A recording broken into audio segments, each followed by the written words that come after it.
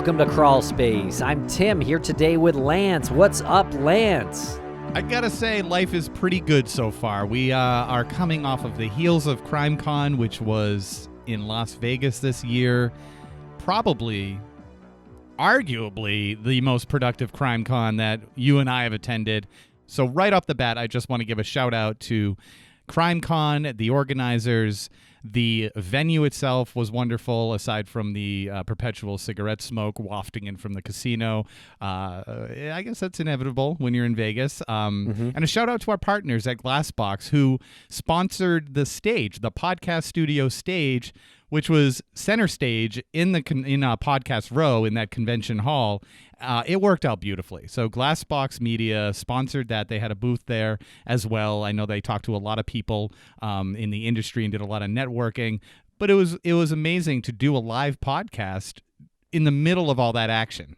And I had my doubts at first, but it worked out great. Yeah, you're 100% right, Lance. It was a very hectic room, a huge room, bigger than it's ever been for Podcast Row, and this 2022 year at CrimeCon was bigger than what we've ever experienced at a CrimeCon by a healthy margin, and it was great. We had such a good time. And this panel, Lance, that we had a couple of panels at CrimeCon, but this one that we're going to bring you today is about the disappearance and likely recovery of Brandon Lawson, who went missing from San Angelo, Texas in 2013, August 8th, 2013. And like you said, the room was pretty hectic, so you'll hear some background noise in the audio, but the audio sounds great. So big shout out to the AV people who ran the booth there in Podcast Row. And on the panel with us, we had Ladessa Hendrix, who is Brandon Lawson's ex, and they share several children together, Lance. And John Lordan was also on the panel from Brain Scratch fame. You can check him out at lordanarts.com. And also, case advocate Jason Watts was on the panel. We've had him on the show several times. He is all over our missing Brandon Lawson coverage. And Lance, he helped lead the search team that recovered, or I should say likely recovered, Brandon Lawson's remains back in April of 2022. And he was joined on that search by Melissa and Whitney from Cults, Crimes, and Cabernet, who were also on this panel with us for a few minutes. And in my opinion, this was probably the most emotional panel that we've done at a live event, especially being at CrimeCon. It added to that sense of community, and you could really feel that when Ladessa was speaking. I don't even want to say to the audience. She was speaking with the audience. Like, she was connecting with them. I remember right in the beginning, her microphone not being close enough, and I think Jason pushed it a little closer. And when people could hear her and they connected with her, she spoke about being a mom, not only when she was with Brandon, but just being a mom after Brandon's disappearance, and how do you communicate that to the kids. And she says something really powerful about what it's like now, knowing that Brandon's remains were likely found. And I just want to give a little hint. It's when she's talking about Easter, and really, that was the moment, I think, when the audience and her and us all connected, and it was a perfect definition of what this community is capable of doing from start to almost finished. But it'll be finished soon. But you know what I mean. We did the early coverage along with John Lordan. Jason's doing the advocacy.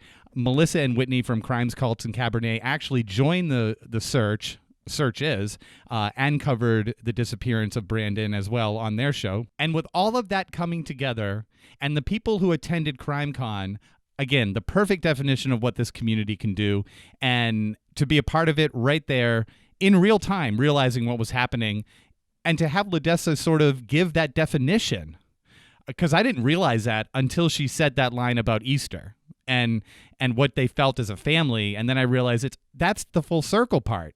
And it all happened years ago, leading right up to this Vegas panel, and just a really amazing moment. So yeah, just big shout out to everybody involved there, including all the people who came to watch Ladessa speak about Brandon. even though we had the heavy hitters speaking in other breakout rooms, this one packed the house as well. There were people sitting on the floor. There were people just trickling in as they heard what was going on. And again, Ladessa knocked it out of the park. And I really hope people understand the gravity of what happened. Absolutely. Yeah. And, Lance, we power through these interviews sometimes, no matter how emotional they are. But this one got me a little bit too. There was something about it that was just kinetic and very emotional, Yeah.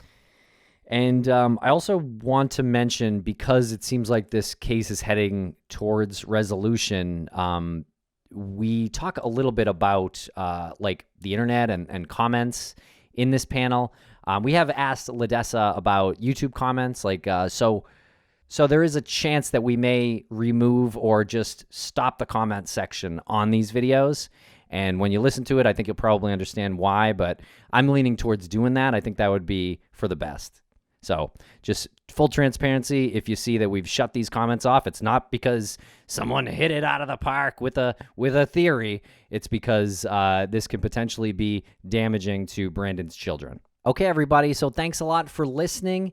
And Private Investigations for the Missing gets a little bit of a shout out in this episode. So we just want to let you know to follow them on social media and check out their website and consider donating, please, at investigationsforthemissing.org. And Lou Barry has assisted Jason Watts in reviewing some of the footage from these searches, and that comes up a little bit here. But I just want to mention that because it is a small connection that PIs for the Missing had in this case, but I don't want it to be overlooked. And that is a really great point, because Jason works closely with Lou, and not just on the legal end of things, but how to approach and communicate and have a relationship with community members, media members, law enforcement. So Jason's learning a lot from Lou, starting with Brandon, and that is really translating into all of the other missing person cases that he's going to be taking on in the future. A lot of his approach is from the guidance and the teachings of Lou.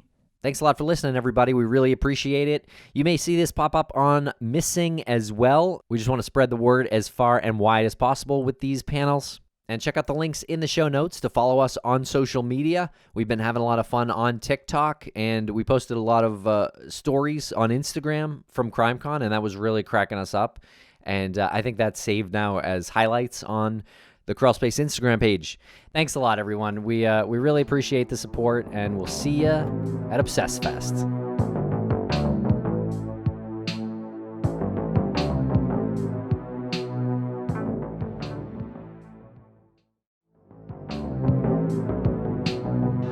Hello, everybody. Thank you for joining. This is Crawlspace Live, and I am Tim, and that's Lance down at the other bookend. And we are here with Ladessa, who is Brandon Lawson's ex, and Jason Watts, case advocate, and John Lordan of Lordan Arts and Brain Scratch. Thank you for joining this panel today. We really appreciate it. Okay, so how many of you are not familiar with Brandon Lawson's disappearance? Okay, great. Then we can probably have Ladessa and Jason give us some of the details about Brandon's disappearance. And maybe if you don't mind, Ladessa, starting off, your relationship with him and maybe the circumstances leading up to the night that he disappeared. Okay, yeah. Hi, I'm Ladessa. I'm from Texas. Sorry. It's really, right here. Brandon went missing August 9th, 2013, and we got together in high school. So I was 15, he was 16. We have kind of like a blended family, but there's 4 kids involved. So 3 that I've had and a stepdaughter, but they're all ours, So, and then go ahead, Jason. Go ahead. Yeah, so Brandon went missing the night of August 9th, 2013. He left the home that he shared with Ladessa in San Angelo, and he began traveling north on Highway 277, and his truck ran out of gas just 4 miles south of the town of Bronte, Texas. And he made a 911 call that is all over YouTube. Those of you who have followed the case have probably listened to it. He's speaking very frantically. He's difficult to understand, but one thing that is clear is he does say that he is being chased and needs the police. The phone call dropped. Brandon's brother arrived on the scene to assist Brandon about 20 minutes later, and they were able to briefly reestablish contact with each other, but Brandon seemingly either lost connection or hung up on his brother, and he was missing for the past 8.5 years. And I will add that I did the missing person. They wouldn't let me do it for like 3 days later. We didn't know he called 911 at first. We had no idea. We saw the phone records. I'm like, look, it has a 911 call. When I made the, police record, the missing persons, because they were just fighting on what county should have done it. But I did learn any county that somebody goes missing in or you live in, you can do it there. But, it was just back and forth. We didn't know. He called 911. We basically didn't even know that, just some details that we didn't know. So, and then we find out 4 or 5 days later that he did do that. So it was very heartbreaking. And then I finally got the 911 call released. The ranger gave it to me, and it was hard for me. I was like, do I put it on the internet? Do I not? But I was really disturbed by it because they were like, oh, it didn't say nothing on there. And it did. It just said that, I need a cop. Like, he needed help. And my biggest thing was, when they put that out there, she didn't ask his name and location. And so maybe if we did that, we would have kind of known a point to start at to try to find him, and we didn't. And unfortunately, they did change the whole process. It doesn't go through Bronte, Texas, it goes through San Angelo now. So luckily, any family that ever calls 911 in that area will get, someone that knows what they're doing, trained. So, yeah. Yeah, at the time, all the area where Brandon went missing is very rural, very small. The population of the county is only 3,000. So at the time, all of the 911 calls were routed to a local nursing home and were answered by like CNAs, nurse assistants, and stuff like that. So they weren't trained 911 professionals. And Jason, can you tell us a little bit more about the terrain and where Brandon's car was found? So Brandon's truck was found about a mile south of the Colorado River. It is a area that is thick with mesquite, cactus, rough, rocky terrain. It is inhabited largely with wild boar and rattlesnakes, and it's not a place you want to be running around in the dark. I think setting the. Did I just almost interrupt John Lordan? How dare you? I'm so sorry, John. Go ahead. No. I was just going to say that Ladessa made an interesting point about releasing the 9/11 call, because that step, I think, was a huge catalyst for all the attention that would come from the social media area. And the way that Ladessa engaged that attention and helped use it to add to her family of caring about Brandon and trying to bring a solution like this, we're looking at it kind of in hindsight now. We've got the discovery. We're getting an idea of what we think happened. But the truth is, it's a chain of people, and honestly, you guys out there that also shared that story, told your families about it, they looked it up. All of us are part of that chain that helps lead to a conclusion that, quite honestly, in hundreds of cases that I've looked at, this is kind of the perfect scenario of cooperation. But it all really started with Ladessa sharing the right information and then reaching out and engaging. Because when I put my video out, all of a sudden I'm getting a message that, hey, Ladessa wants to talk to you. And I think, oh my God, I'm about to get slayed by this person. No. And it was the exact opposite. It was a welcoming into her family. I'm talking to Brad on that phone call. Yeah. I'm talking to a cousin. I'm hearing the kids playing in the background. And having that perspective and being able to share that with you guys, I think, kind of hooked our hearts all a little bit more and made us part of that chain. I'm just so proud to be part of that. Thank with you you. guys. Yeah, that was that was excellent way to put it. Like putting that 911 call out there, like how important that was. And I'm assuming a lot of you, if you know the story of Brandon's disappearance, you've heard that 911 call. And I remember, I think Tim and I were driving back from New York I don't know if we actually met with the folks at CrimeCon, but when we were coming back from New York it doesn't matter. That was the first time that we spoke to Jason, the two of us, and he was on speaker, and he was like, this is really personal to me, and this story is crazy. And he introduced us to the 911 call. And I remember we listened to that thing over and over and over. And then when I got home, it was over and over, and slowing it down, speeding it up, just trying to figure out, like, what did he just say? What did he say? Could it have been this? And right to what John said, everybody in the community is a perfect storm of, like, you're going to do this. Jason's going to do that. Ladessa's doing this. We're talking to the parents, and we're talking to Ladessa, and like you said, like, her kids are running around. It was as strange as it is to say, it was a beautiful coming together of everything done right. And yeah, it really a brilliant conclusion to the whole thing. I think there's a lot of lessons that we still have yet to learn, because we are still waiting for information in terms of final confirmation and stuff. But for other families that are facing situations like this is an example of how you do it. I got to say also, in terms of Jason, I think you heard maybe a little bit in how Ladessa was explaining her frustration with getting the missing persons report filed.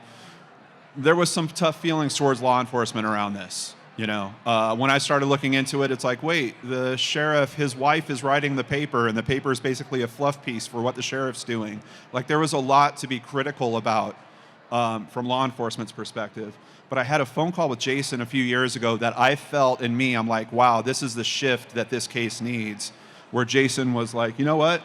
We're not going to be as critical. We're trying to get these guys on the same page as us. And it still boils back to that sense of increasing your family and bringing in those extra resources, getting everyone on the same page. And, we're not going to point fingers. We're not going to lay blame. Yes, there was deputies that said, we know he's not out here. And yes, now we know that he was out there. It's not about that. There was a turn that I heard in terms of Jason's approach. And I firmly believe that led to the opening of these doors that led us to where we are now. And Jason, can we hear a little bit about how you knew Brandon? How I knew Brandon? Yeah, so Brandon and I went to the same high school. And we weren't like best friends that hung out on the weekend or anything, but so I was kind of a nerdy, awkward, goofy kid in high school. And I got my share of, crap for it. But there was one time when Brandon stepped in and kept me from getting pummeled too hard. And I never forgot that respect that he showed me that day, because he didn't have to do that, but he went out of his way to stick up for me. And when he went missing, I decided that I wanted to return that respect to him in whatever way I could. And so I reached out to Ladessa and offered to help her in any way that I could. And it started as this advocacy that has morphed into like citizen detective advocate. And so I went from just sharing the story to actively investigating it how I could. And then from there, with the help of amazing people, I was able to get to a point where I was able to actually start putting boots on the ground, 6 or 7 years after the fact, and looking for Brandon again. And when Ladessa and I started talking about searching for Brandon again, she said, I just want to start from scratch and act like we know nothing and search the entire area again. And so we started putting those processes into place. We did 2 drone searches in early 2020. We did a foot search in 2020. And then in this past January, just a couple of months ago, we put boots on the ground in a property within a 1-mile radius of where Brandon's truck was found. And we discovered articles of clothing that matched what he was wearing the night he went missing.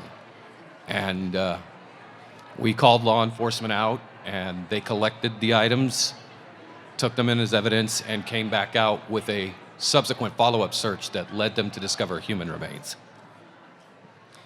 And that search party that you put together, I just want to give a shout out to Whitney and Melissa of Cults, Crimes, and Cabernet. Yes. Part of that search party. Yes, please give them a round of applause. Chris, Melissa's husband, Melissa and Whitney, they were part of my team out there, and I couldn't be more thankful and appreciative to them. Do more than give them a round of applause. Subscribe to their show Yes. and give them a solid 5-star review. You know, their involvement was really a shining example of community coming together to solve a case, to help solve a case. Every single person in this crowd, whoever shared Brandon's flyer or talked about him or thought about him or wished Ladessa the best, they all had a role to play in making this all come to fruition. And I think I would like to start with, you know, you never know who this could happen to. Like, if you would have told me this was my life right now, I would not have believed you. But the thing, it's not just a case. It's a family member, you know, and it's everybody's family. Everybody matters, no matter who goes missing. Anything that happens, everybody matters. So some people are like, well, this and that. It doesn't matter what they did. You know what I mean? It's like we all make mistakes. We're all young. Me and Brandon were not the perfect couple. We were, you know, 10 years together. We got together when we were 15 and 16, but, you know, we were maturing together as we got older. And I will tell you what kind of person Brandon was, because that's the most important thing to me. He was a good person. We would go places, he'd make 10 friends. Right, you know, everybody loved Brandon, but the thing is, you know, I'm just so blessed by all the people in this room, because I know a lot of y'all, and just all them that came together, and everybody to just help my family. Like, you know, Easter was different this year because everybody was there. You know, we had like, I don't know, 20 kids there. That's how many cousins there is. There's so many. And, you know, our family, we always say a prayer, and we always talk about Brandon, you know. And it was just different this year. It was like, wow, we have something. Like, we don't know if it's him or not, but we found his clothes. We have something. Before, we didn't have nothing. And it was just, you know, just our family together, the way we just came together as a family and just loved on each other. And it wasn't like that for a long time. So, you know, for a long time when I would come in, everybody would look for Brandon, and because he was always by me, and they're like, where, you know, it was just hard. But now I feel like we're in the position when we do find out, you know, it's sad, and I wish this was different. I wish he was alive. I wish, you know, honestly, this is not what I wanted. But the thing is, now we can help other people. So feel free to talk to me if you have anybody missing or if you need opinions. I would love to help. I don't know a lot, but I can help from my experience. So, but it takes time and a team. And let me tell you, you have to act very mature in this situation. It's very hard sometimes because I believe there's more good in this world than there's bad. So people are going to talk about you and say things, and that's okay. But the thing is, you know, everybody's like, how do you not get so angry? Why don't you do this and that? How's that going to help me with Brandon? How's that going to solve Brandon? How's it going to help him?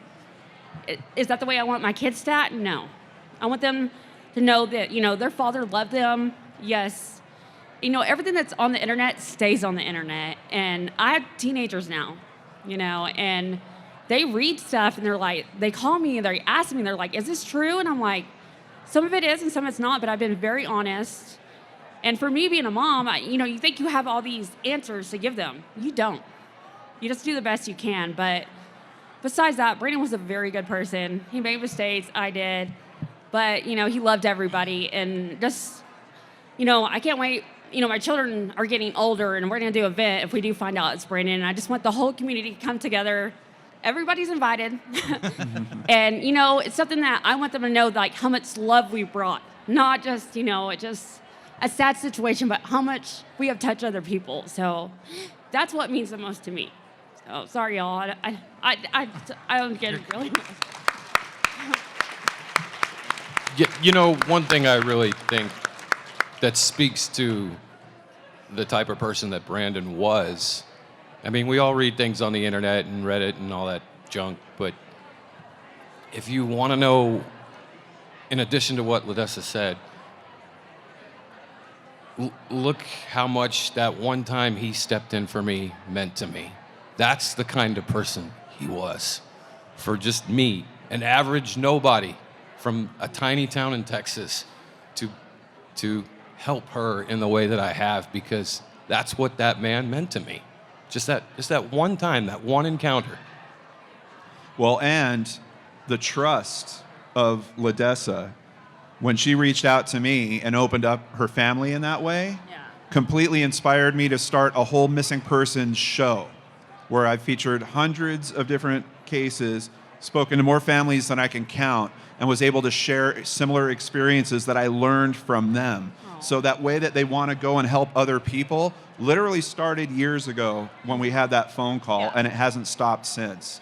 And it's just, I think it's just the perfect example of that energy, the love that you have for Brandon, just transcending, and it literally changed the world. It's changing the world. Yeah, and I think, Ladessa, your statement that you just made, you didn't prepare us for that. Like, you didn't say, I'm going to start talking about all this. But when you were talking about it all, you know, like, we doing what we do, we hear people say all the time, if this is just found, or if this is just solved, or if they get an answer, it brings some sort of closure. But we've never liked to find closure.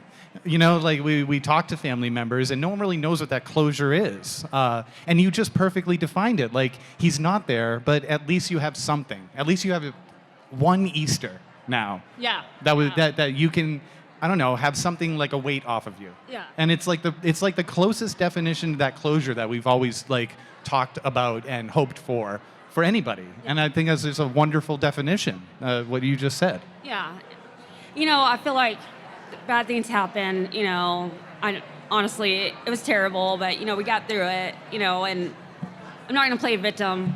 Like, I can use lots of excuses in life, but I'm not, you know. So I think the rewarding thing for us and the children is going to help other children in their situation. So, because they don't do a lot. They don't.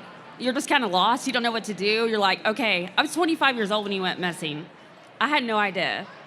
You know, and at first you have law enforcement, you have the DPS, you have everyone coming together that you have to talk to, and you're like, okay, where do I start? What do I do? And you just don't know, you know, and it's really critical. The first, you know, a lot of people are not like that, but 24 to 36 hours is so critical. It's like, you know, just the more you go, and then in law enforcement, you know, me saying anything bad about them or what they did, I don't think they have the tools that they need to be successful at all. It's a little bitty town. There's 4 cops, like a sheriff deputy, and 2 other deputies. They've never really understand other cases, you know, missing persons. Unfortunately, a lot of some police officers are not trained for missing persons, and it's sad, but they're doing so much more for this community and coming together, and it's really good, because I talk to law enforcement all the time, and they're like doing classes and helping, and it just makes you feel better, because you're like, okay, we're gonna help the other people in life. So, but we're very, you know, just blessed from everybody. There's so many people in this room right now. I'm a little nervous. I'm sorry, guys, but I'm doing my best. And so human remains were found. It's expected to be Brandon's. There's no confirmation yet? No, we're still waiting on the DNA analysis of those remains. I think law enforcement informed Ladessa a few weeks ago that it could possibly take up to 6 months. I just wanted to ask, Jason, on that day, and girls, when you were out there, what was the expectation emotionally? Like, were you thinking, today's the day, or is it, this is another search? Like, how do you get that spark of hope that starts each of those days and then keep it alive through the end of the days where maybe you don't make that discovery? I took that approach with every search that I did. Every time I went out there to look for him, I said, I'm gonna find him. We're gonna find him. We're gonna find him. It's not a me thing. We're gonna find him. It takes that mindset to be successful. Whether you're looking for a missing person or you want to be a football player or whatever your ambition is, when you have a passion for something, take the mindset of, I'm gonna do it. Today's the day I'm gonna do it. Nice. And how are your kids doing? They're doing pretty good, you know. So Winton's 9 now. Nolan is 10, Destiny's 15, so we have teenagers now, and Mackenzie's 18. So, they all look at it different. Winton was a baby. He's like, so did he not want to be with me? Did he? And I'm like, it wasn't like that. He just don't understand. And then Nolan, y'all gotta know our family. We have a big sense of humor no matter what. He thinks Brandon was maybe Tarzan out there and he can survive, and he don't think it's him. And and then Destiny's 15. She knows, and it was hard. And then Mackenzie's 18, and she just already at that kind of, when they're 18, they know it all. They're learning life, and she's doing pretty good. She graduates Monday, so she graduates, and. Honestly, she is my stepdaughter, but she's mine. But like me and her mom have the best relationship. We came together, we raised them. She would take my kids if I went, or I could take, it just, for the love that I've had, I'm just so blessed. I really am. Because I could not ask for a better support group for everybody. I mean, and the kids, we have such a village that I can't even tell you, but one thing I did honor by Brandon as being, parent, he loves sports. We love sports. Like Winton's named after Jason Witten, a Dallas Cowboy player, and then Nolan's Nolan Ryan, so they play sports all year long. I'm tired.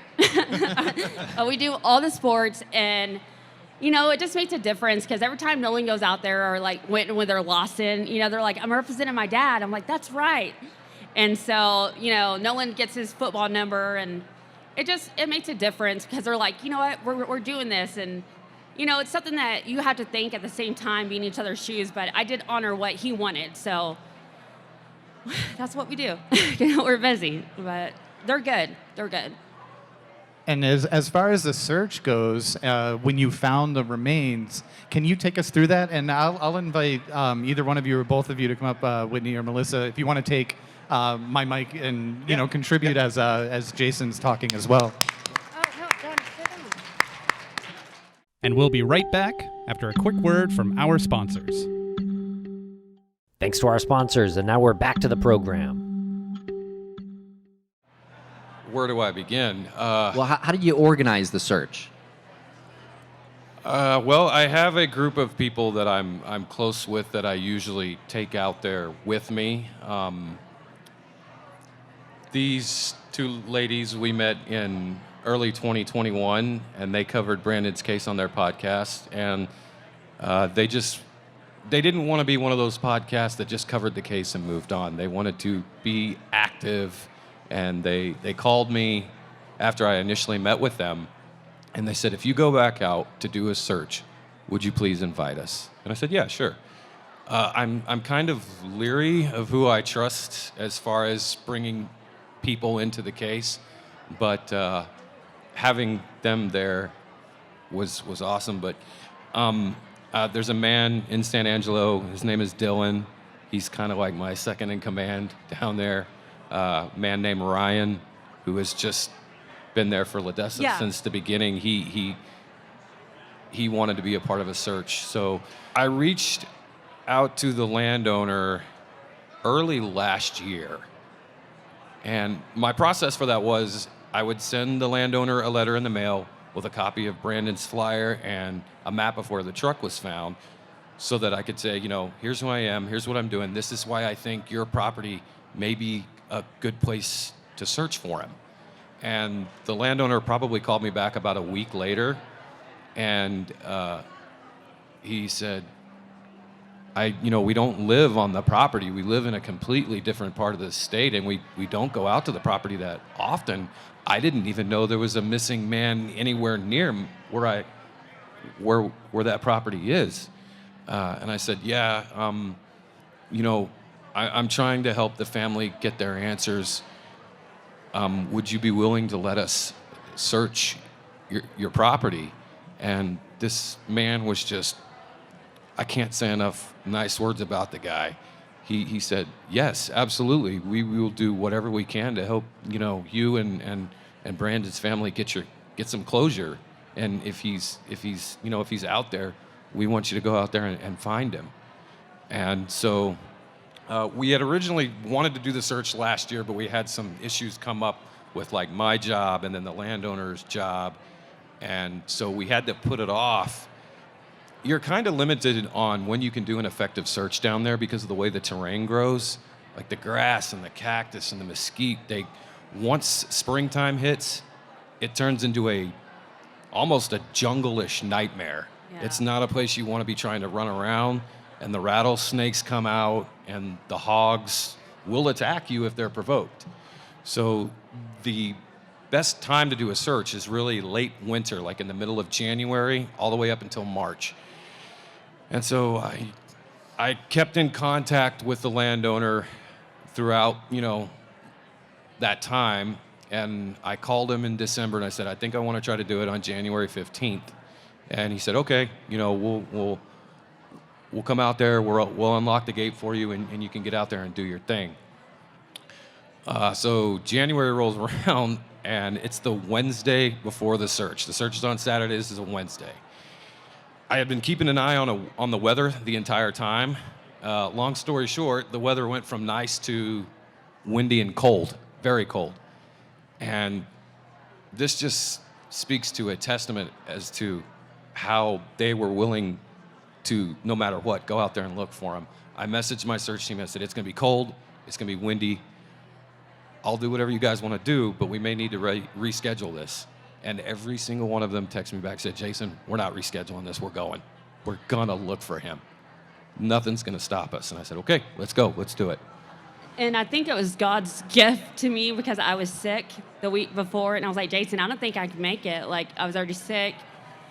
And, I kind of think it was God's gift because I think if I was out there, I wouldn't have stopped if we found something. Like, they couldn't have not have stopped me. So, I'm kind of glad I was sick because... And then a lot of people don't understand Bronte. Bronte is a very small community, so 85% of the people that live there are usually seniors.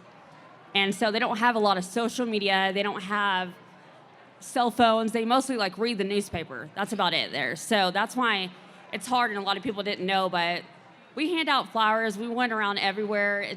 We try to make as much as we can, but it just is its own community because there's not a lot out there at all.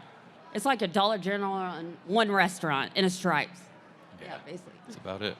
And Whitney and Melissa, can you tell us a little bit about what the experience was like on the search? It was cold. Very, very cold. 50-mile-an-hour winds. I think it was around 30 degrees. We had layers upon layers of clothing, which was good because the mesquite trees and the cactus, we had thorns in us for weeks after that. But essentially, we just started at one portion of the land. It was about a 100-acre plot. We were going side by side as much as we could. Eventually, you would get to terrain that you just couldn't even push your way through. That's how thick it is in Texas. Mm-hmm. So did that for a few hours. We needed a break to have a snack. We went back to the vehicles, kind of regrouped, figure out what our next step was going to be. And then luckily, I think it was Jason or maybe Dylan that came up with the bright idea. Let's search the area that's not as difficult terrain. Get that out of the way because there was no way the 9 of us were going to get through 100 acres all in one day. No. So we went over to do an area that was much flatter, a lot nicer to go through. Well, I can kind of go into detail a little bit about why I chose to do that. So as we were taking this break, I started studying an aerial view of the property, and I noticed that back off in a certain corner of this property, there were no ATV trails. It was a place people didn't look like. It was a place it looked like people just didn't go. Even when the owners came out there to hunt, they didn't have deer stands back there or anything like that. And so I decided that we should go back there and search that because nobody goes back there. If he was missed, that's where he could be. And we weren't back there 5 minutes, and that's when we found the clothing. I would like to point out, Ladessa said that this was a God thing that kept her from coming that night. Also, it was 1 year to the day that we went out and met Jason the first time to cover Brandon's case. So there's lots of signs in this case. There's lots of ways this all came together. Ladessa was brought to Jason. Jason was brought to Ladessa for Brandon's story. We were brought in to Jason. We were given that connection, and everything just seemed to fit together. So there's something about this case that this year, it's going to be solved. There's something about it. Real quick, if any of you out there are the victim or a family member of a missing person or an unsolved murder, I just want to say, do not give up looking for that person or looking for that answer. Please.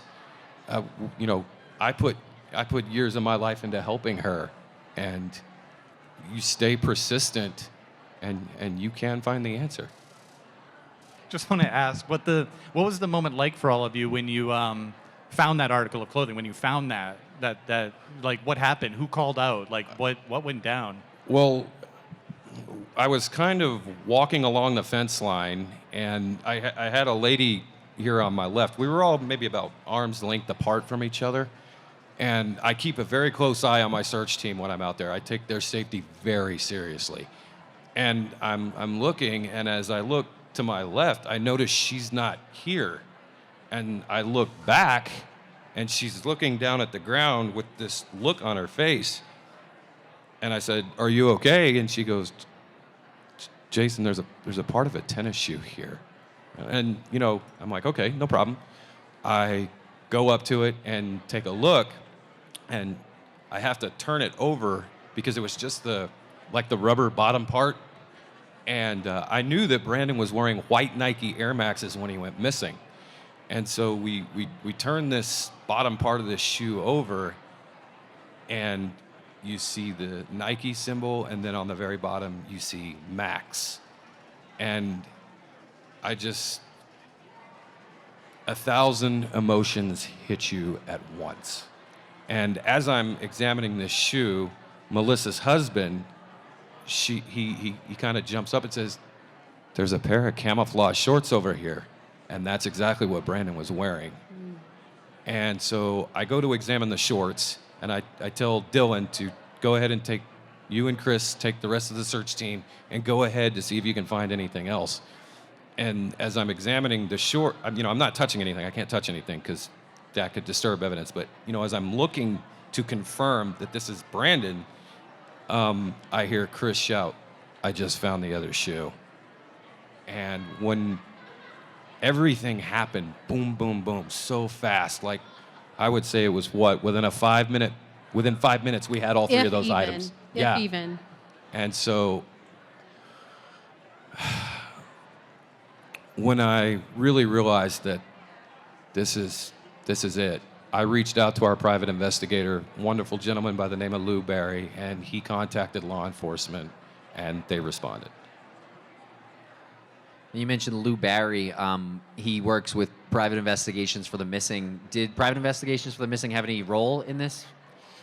Well, in 2019, as I was getting ready to do more searches to really initiate the process of looking for Brandon, I realized that I needed somebody that had way more experience than me. And Lou is a retired police chief, very smart man. And I had seen the work that he had done in the Breonna Maitland case, and he is one of the investigators for that nonprofit organization. And I reached out to him and asked him for his assistance. And thankfully, he didn't think I was just some young, dumb punk kid trying to play Sherlock Holmes. He offered to help out, and he offered his knowledge and his experience, and all the things that I've been able to do and that we've been able to do, they would not have happened without Lou Barry. And Jason, how many flyers did you send to landowners? Well, when I wrote them a letter, I would just include one flyer, just enough to... Well, how many landowners did you reach out to then about searching on their property? Oh, man. I don't know how many were. There were 10, 12. There was a lot. People sell their property and then they don't. And, so it was like new landowners sometimes. And Bronte's they go hunting, so they lease deer leases too. So if somebody's out there, it doesn't mean that they're the landowner, even though I was talking to all of them. So, but I will tell y'all that finally when law enforcement did do a search, it took them 2 weeks. I was like, okay, 2 weeks, really? But, they unfortunately they had a fire and other stuff in different, the rangers are really busy. And they finally did a search, and I was just sitting there all day, impatient, calling. And finally, my father-in-law talked to the ranger, and he's like, I need you to sit down. And I was like, okay, I'm ready. And he told me that, they did find. And honestly, it was a game warden for Bronte, Texas, that found it. So we're just waiting on the DNA. It takes 1 month to 6 months. It's just a waiting game, even though I'm like, I need to know now, so it doesn't work like that. But honestly, I'm just glad that when Jason told me and I talked to them, I didn't think we would ever find anything. It's not that I had hope, but I'm like, it's just so much land, and I beat myself up where they found him, because I'm like, we were around that area. It was like not even, I'm like, what mile? What do you think? So I mapped it out. From how far Brandon's truck was found to where we found those items was not quite a full mile. Yeah. It was like 0.97. Yeah, and it was like this, but I was just so upset because I'm like, I've searched more than anybody knows. I've done helicopter searches. I've done, drones. I've done cadaver dogs. I've done anything you can name, I've done. But, it's just a miracle that they found the clothing, and, it does give you hope, because I didn't think we were going to find nothing for a long time. I don't know if I ever told you this, but making that phone call to you that night was, sorry. It was one of the hardest things, but Don't make me cry. one of the best things I've ever been able to do. Mm-hmm. I know. And there's a picture that I wish we had something to show you, but this picture is one of the. Yeah, he was over him, like, and it was good. Just to describe to the audience what Ladessa is talking about. Yeah. After we had called law enforcement, we had to walk back to where our vehicles were to wait for the police to show up, and I kind of collapsed on the ground in a very emotional moment, and Chris, he came and put his arm around me, and I don't know which one of y'all took that picture, but that picture is a picture of a man who's going through 1,000 emotions at once. And, man, the thing that was probably going through my mind the most was now you and your kids don't have to wonder where he is anymore. Yeah. Mm. I honestly thought you posted a picture of me from our yearbook. I freaked out. I can do that now if y'all want me to. Yes, please do. Yeah. Wear sunglasses if you look at that picture. Well, I think we've got about 10 minutes left, and we can take some questions from the audience if anyone's got any questions. Hello. I had followed the case, but I didn't realize that Brandon had been found. So I'm a little behind on my podcasting. But there's another similar case in Texas, Jason Landry. Yep. And it seems, exactly similar. Same circumstances. He crashed his car and he wandered out there in the woods. And the law enforcement seems to have the same attitude. No, you can't search there. You can't do this. So I'm wondering if, I guess maybe this question is for John. Are you going to do like a follow-up or are you on that case? It's been ongoing with Jason's father. I think anyone that sees Kent talk about his son can't help but feel for that man. He's a pastor in his community, a staple for his community, someone that cares about other people when they're down. And right now he's down, and he needs support through all that. So yes, as a matter of fact, I've got a poster we've been promoting at the previous 2 crime cons, trying to raise awareness to that case as well. There's something troubling, and I know these boys certainly understand that, about these cases where we have people go missing and their vehicle is left behind. I think a lot of us feel like our vehicle is kind of an extension of us, and for you to get separated from that means something kind of bizarre has happened. In Jason's case, not only do we have him at, it's an accident scene essentially, his vehicle has wound up in an accident, but his personal effects that mean a lot to him are strewn in the road, including his pet fish, his betta fish that he was taking home with him, and his clothing that he was wearing. They have pictures of him earlier that day left in the road. So it begs a lot of questions. I know as soon as I got involved with that case, I talked to Jason about it. Yeah, I actually went down to the scene of where Jason Landry went missing. I've been down there twice. That could be a case of very much so of he is still out there, and it's just a matter of getting in the right place at the, getting a search team on the right piece of property and finding him. Absolutely. It is such a tough thing. I mean, you can never imagine what the families are going through, and that's why I always feel literally it's like the biggest honor in my work when I'm able to be in contact with them and to just help share any nugget that helps them. And when Jason told me, hey, John, we found him, the first thing I thought was, okay, we got to get the lessons of how this thing went right. And we got to apply that in other cases. And the first case that I thought of was Jason Landry. I'm like, this is so similar in so many ways. And ultimately, look what we have within a mile of the location. And I think there's a very good chance that that's what we're looking at with Jason's case. What's tricky is the family is in a spot where what they're going through emotionally is very tough, and they're looking for answers that make sense. And I think you can talk to this, Ladessa. That's a hard explanation to take, right? That he just ran off. It is. I think a lot of people just think everybody grieves different. Everybody's different the way that they act when bad things happen, And the biggest thing is don't give up. Do not give up. I mean, there's days that I was like, come on, Brandon, tell me where you're at. Tell me, what happened. And I felt hopeless sometimes. And then my children are like, so when is this going to happen? What's going on? And for me, as being a mother, I want to be like, oh, well, I didn't have that for a long time. So just don't give up.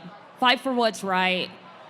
Don't argue with people sometimes on social media. I mean, I'm just telling you, there's a lot of great things about social media, and there is people that have things to say, and that's fine, but don't argue with them. I mean, life's too short to argue with people, so just don't give up.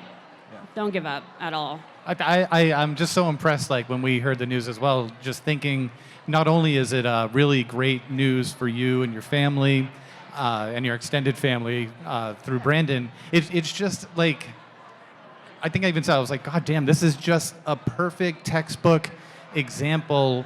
And I hope that these techniques and just the attitudes and, not listening to, pardon me for saying this, I don't believe it, but Brandon's abducted by a Mexican drug cartel. No, you're fine. And it's like, where did you come, where did that conclusion, enter your mind? How are you putting that together? But you guys didn't listen to that. You just kept going well, that doesn't matter. This is where it happened, and we're going to look in this area because until it's exhausted.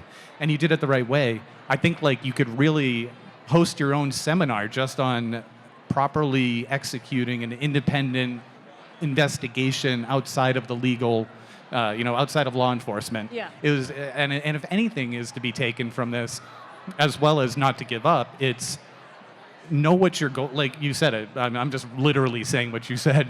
Just keep the goal in mind and keep going. Yeah, law enforcement was funny because I would be sitting there waiting until they got there. I'm like, so what are we going to do today? What's going on? What are we going to do? And so I had, our family did a lot of the work, and we called every number that he talked to. I even brought people in that he talked to be like, okay, what do we do next? Something needs to happen. So just don't give up. And right is right and wrong is wrong. And every person deserves to be found. You can't give up. And me being a mom, I'm like, y'all need to tell me what's going on. We're going to do something today. I think we have another question over there. Yeah, go ahead. Hello? Okay, sorry about that. My question is, what do you guys think we need to do as the public to change law enforcement's mindset about how to handle these cases? In Brandon's case, and specifically Jason Landry's case, Jason was a victim of a motor vehicle accident, bottom line. So I don't care what state of mind they were in. These were incredibly cold nights, very unusual weather. And people didn't, I mean, I just don't think what needed to happen happened in those times. I realize resources are limited, but what can we do to change that view of law enforcement? And my second part of the question is, in Jason Landry's case, what can we do as the public to help further the search, and is there anything we can be doing?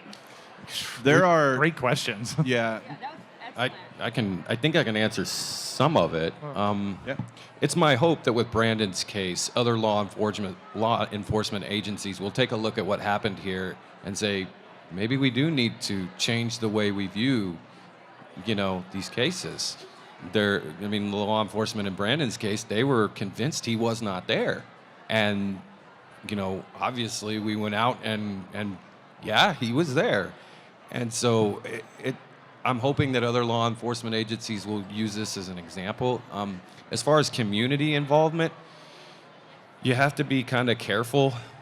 Jason Landry's case is still being actively investigated by law enforcement. So in Brandon's case, it was a cold case. They were not looking for him. They were not actively doing anything. And so, that's where the line is kind of drawn. Is this a cold case or is this an active case? If it's an active case, as frustrating as it is, I would say give them a chance to do their job.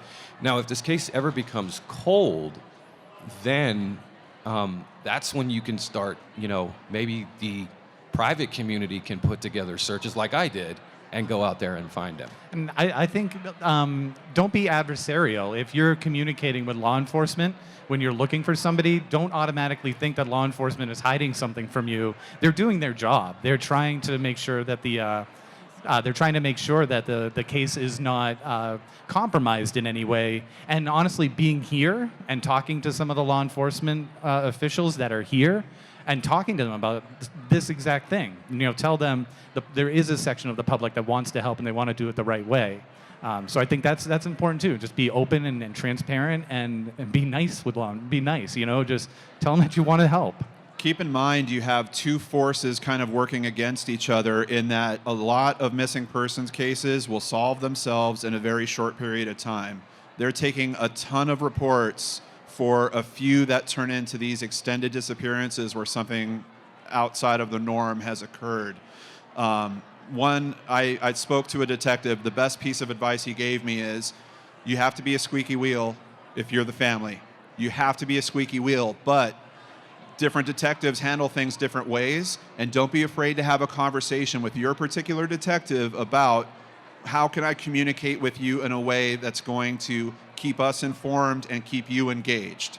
For some detectives, they might say, hey, as soon as you hear something, call me that day or send me an email that day and let me know about it. Others might say, once a week, send me an email with whatever you're hearing. Some might say once a month. Some might say, don't call me, I'll call you. But don't be afraid to have a conversation with them about the communication and how that should go best for going forward. And tell them you know John Lordan. And that'll get you... It definitely helps. Yeah, it definitely helps. Do we have time for one more question if somebody has a question or no? No. We don't. Oh, okay. Thank you so much for listening today. We really appreciate it. Thank you. Thank all of you. All of you, thank you so much.